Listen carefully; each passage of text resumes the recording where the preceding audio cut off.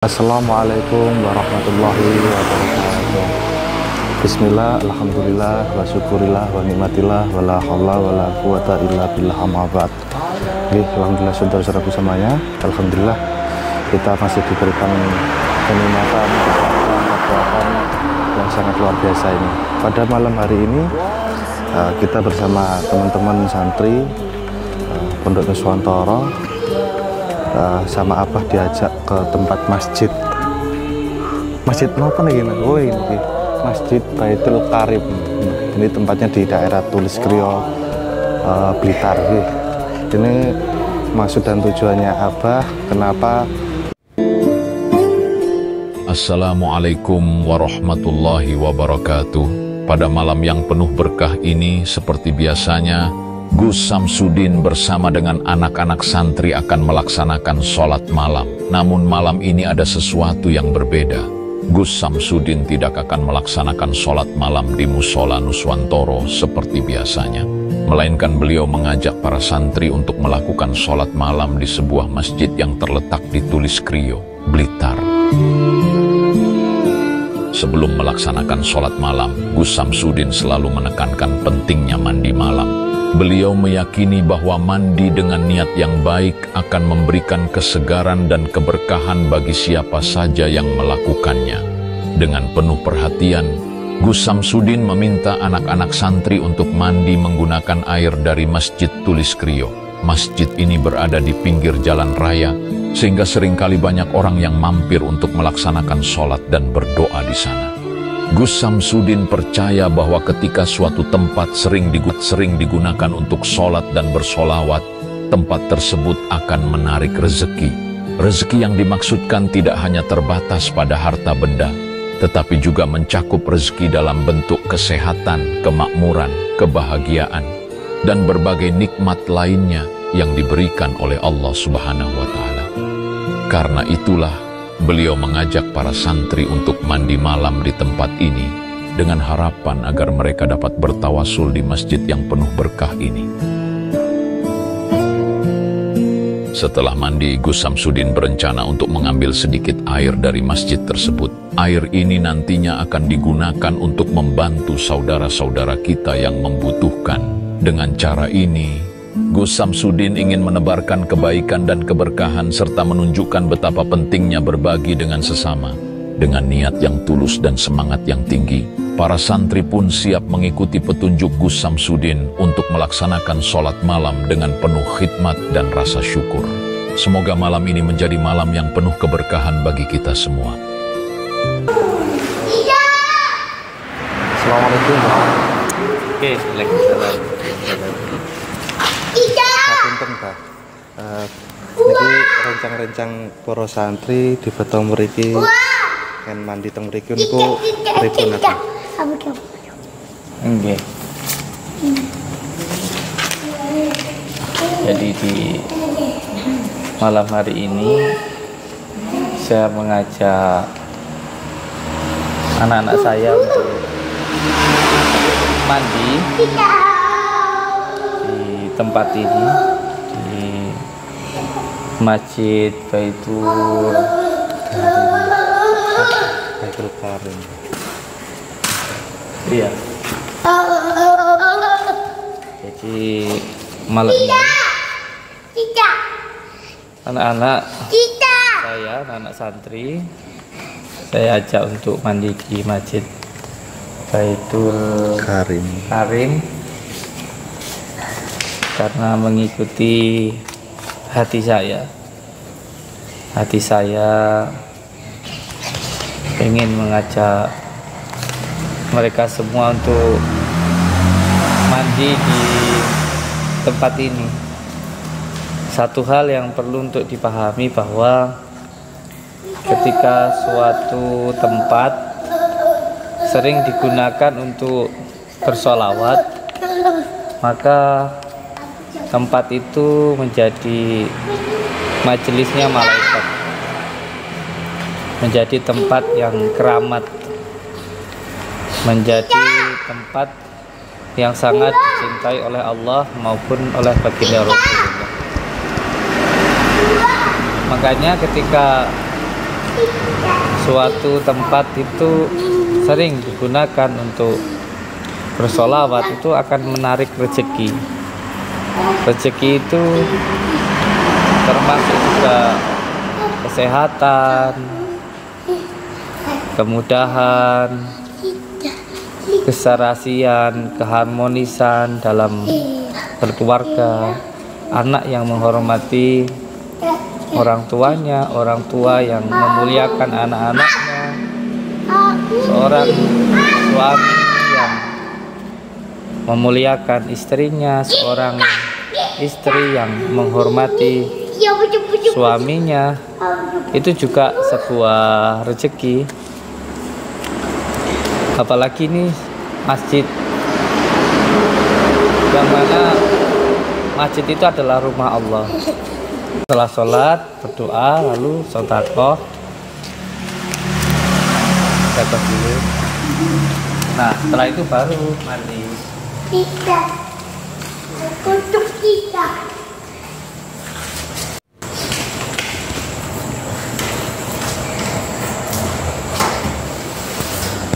Setelah sedekah baru nanti kita ambil airnya. Sedekahnya seikhlasnya, kalau mampu ya penting angka 70.000, 700.000, 7.000. Itu lawan jawab itu. Oke, sekarang karena kita sudah sedekah dan juga saya alhamdulillah sudah minta izin ke pengurus masjid, ya. Sekarang kita mandi dulu.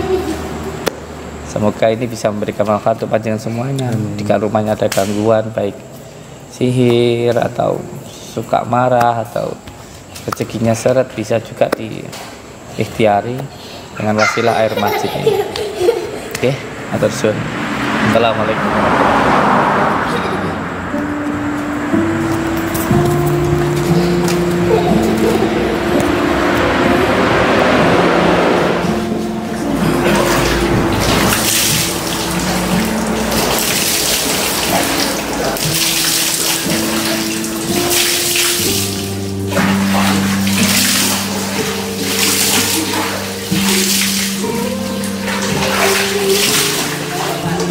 Kita siram air yang netes dari rambut, kita telan ya.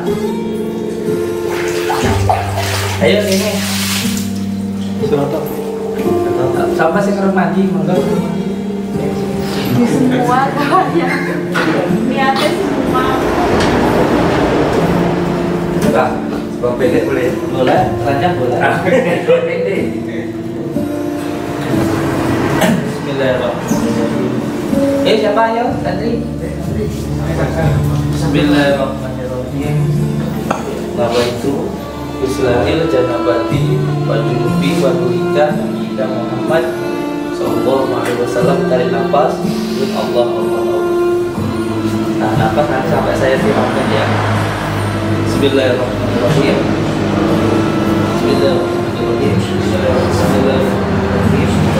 Nama itu Islamil Janabati wa Junubi wa Nuhika Nabi Muhammad Sallallahu Alaihi Wasallam. Tarik nafas, Allah.